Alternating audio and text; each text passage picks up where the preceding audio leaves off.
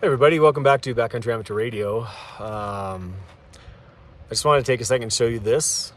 I have my computer set up. I'm off grid, off signal, no data, no phone signal.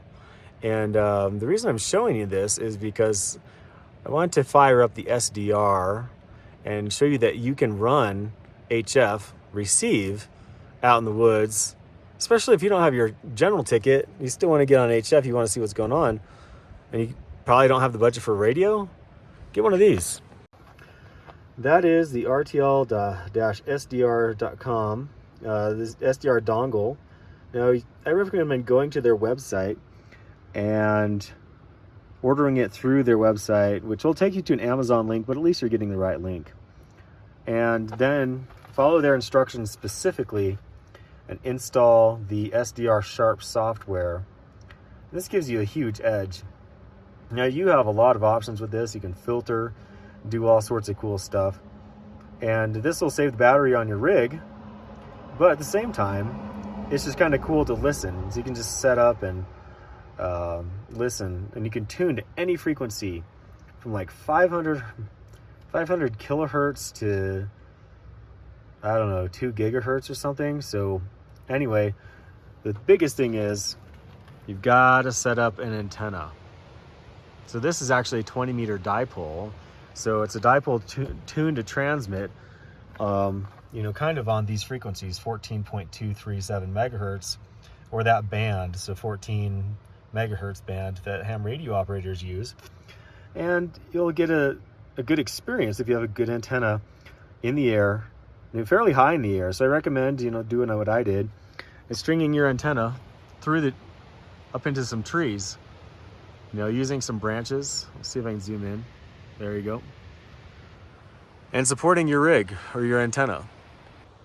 Now you're probably asking yourself, why would I want to set up my computer in the field? You don't really have to. It's just kind of fun that you can. And you can do it with a small amount of equipment. Most people already have a computer. I feel like, I'm going to say there's probably a few exceptions, right?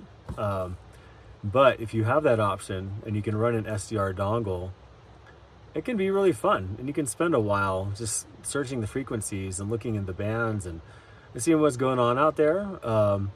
Now, I think there's a relevance to using an SDR or software-defined radio as far as ham radio is concerned. I think many of us have them and they're useful. And some people set them up on receive at their home station, and that's how they listen. And they'll transmit using an actual ham radio. I don't know. I think it's fun. I think it's a really fun part of the hobby. And you don't necessarily need to be ham radio licensed to listen with an SDR. Let's take a listen to some of the frequencies I popped up with. It's just ham radio operators, but still it gives you an idea of how well this can work. There was a kit that you could buy where you could just buy your own RF splitter, and I did the same thing on that Icon 7600, and that 7600 already had a waterfall display on it, but that wasn't until later on when they were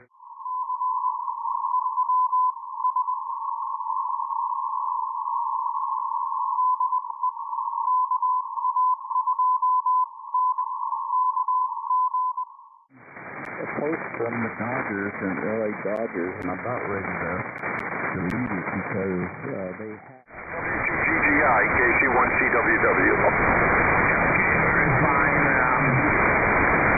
fine. Listen, a couple quick things. Nice signal 5-9. Yeah, thank you for the 5-9. You're also 5-9, a true 5-9 into Austin, Texas, Tango X-ray. Name is Joe, Juliet, Oscar, Echo.